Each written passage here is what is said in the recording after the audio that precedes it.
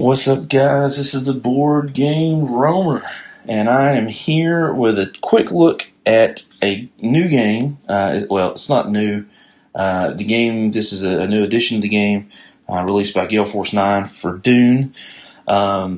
It's one that I've had an eye on for a while. It's very interesting.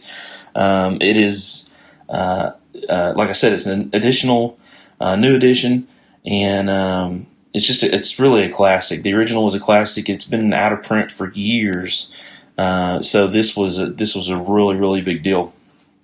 It is 2 to 6 players. Like I said, it's Gale Force 9, and essentially, what you're doing is you've got all the different factions. You've got the space, the Fremen, the Bene Gesserit, Harkonnen, Atreides, the Spacing Guild. You have all these different factions that all have different powers that kind of essentially break a rule in the game, which is really, really neat. I like the way they do that. But it is an interactive game in that you're going to be doing negotiation and allying with each other potentially. And you have, as you can see here, you got these not not a lot of components, to be honest with you. There's really not a lot of components. Most of the game is really about how you interact with the other players, and kind of that. It's not cooperative. It's definitely competitive. How you deal with that with each other, and how you manipulate each other and use the powers to your advantage. So we're going to take a quick look at this. I just recently got this, so I was super excited. One of the cool things I think that they did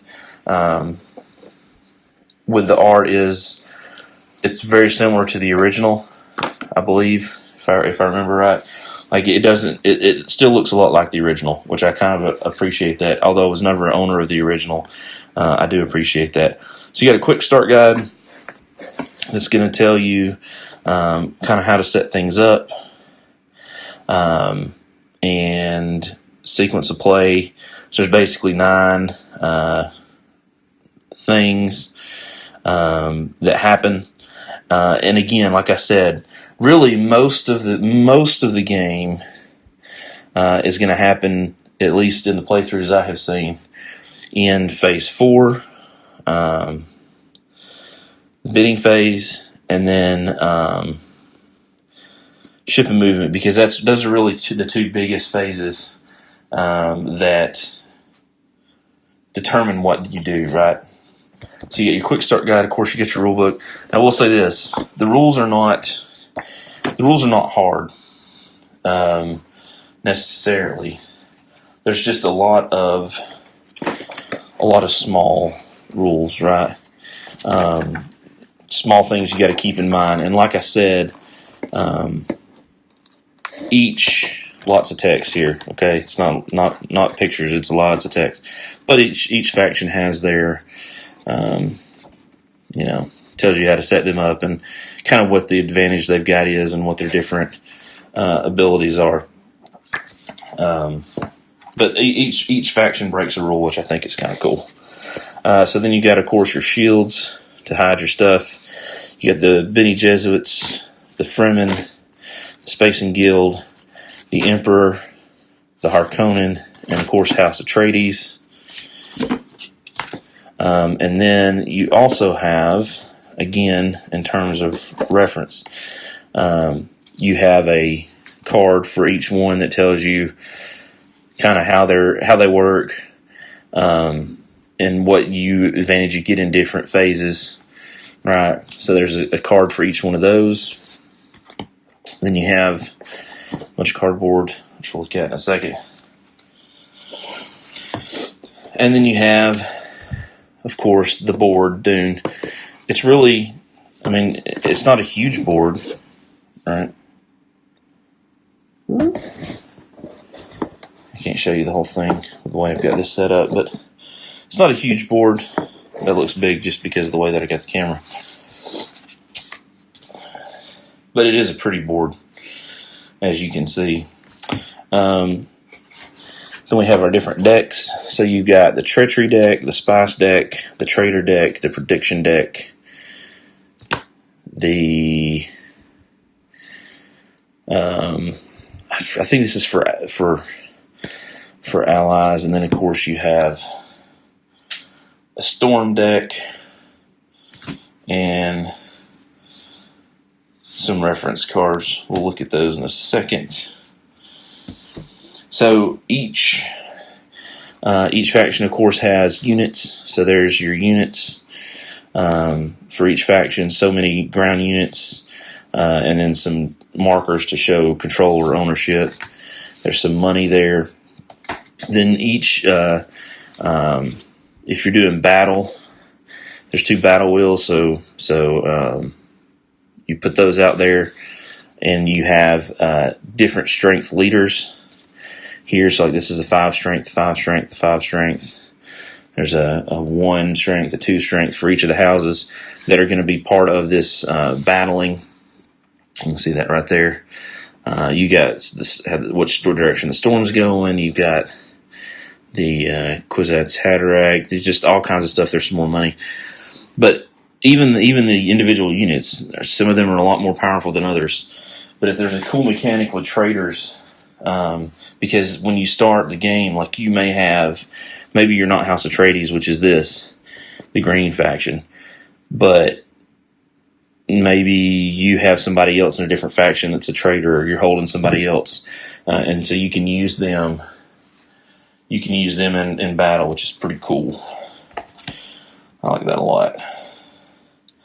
And then we have all these little.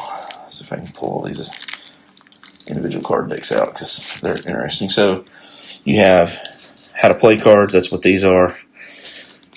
Up to there's 6 players, right? If everybody plays different factions, so there's that. Then you got the storm cards. All right. So the storm cards, each turn, the storm's going to move around the board, and this card is going to determine how many sectors it moves, right? And so nobody knows this except one of the factions knows that, knows ahead of time what's going to happen. So before the bidding happens, so that's an example of something that's breaking the rules, which I think is cool. I like that, and they all break some sort of rule. So then you've got. These cards, which are like weapons and defenses, right, and leaders, different specials, and then some cards that are worthless. So, and the thing is, like you're gonna be bidding on these kinds of cards, and nobody knows what those cards are going to be, except one faction knows what those cards, at least one of those cards are.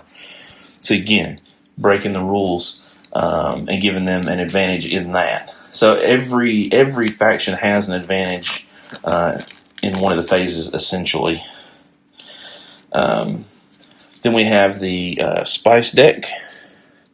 So there's a phase called Spice Blow, and essentially what this does is this determines where spice gets put out on the board, and spice is essentially the money. There is money too, but spice is something else that you have to use, and that you use to bid for as well, or you can use it to trade. So there's all kinds of things you can use it for. And then you've got these cards, these sandworms, that when they come out, they kind of get rid of spice, right? But they also kind of open it up at that point for the ability to ally. And there can be some pretty devastating combos, and you really have to make sure that you... What's the word I'm like? How's the best way to explain it? Like, if in a 6-player game, right, let's say that everybody allies, so you have effectively three sets of... goodness gracious, I can't get this deck open. Like the other ones were so easy. 3 sets of allies, right? So, some of those combos are pretty deadly. So you have to do a combination of working with your ally to do something, whatever you need to do, but then also working with your ally to stop the other alliances, and sometimes working with the other, another alliance just to agree to do that. So here we've got these cards. These are the trader cards. So these are cards, you can see these are those tokens that we saw earlier. And so these are used, basically, you're going to be holding these cards, and you can kind of use those cards to throw out, use them to manipulate battle. So you have some people that are traders, which is pretty neat, I think. The Mini Jesuit deck is the prediction deck.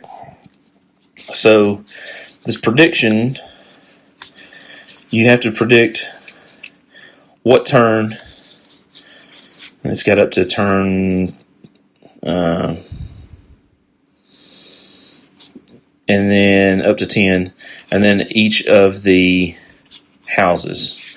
So the way that the Bene Gesserits win is they predict who normally would win, and if they predict the turn and the guild, their faction, then if that faction wins, the Bene Gesserits actually win. Now, from what I understand, that very rarely actually happens. Somebody predicts that, but it's interesting. They have other things too that they can do. And then these Kwisatz Haderach cards are, you see there's 6 of them, right?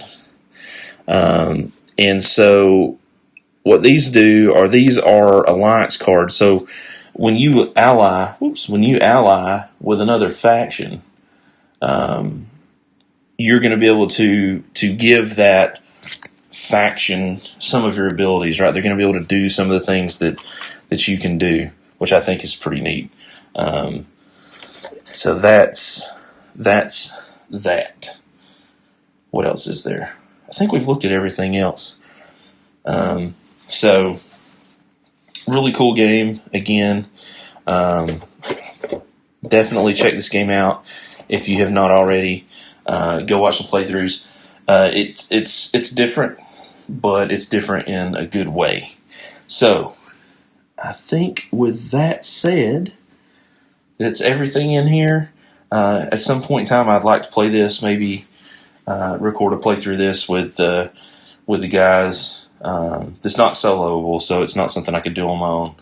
But yeah, definitely go watch some stuff about it. Check it out. Thank you guys for watching. Thank you guys for subscribing. I am the Board Game Roamer. Thank you guys for hanging out at my table, and I will see you, ladies and gentlemen, in the next video. Bye, guys.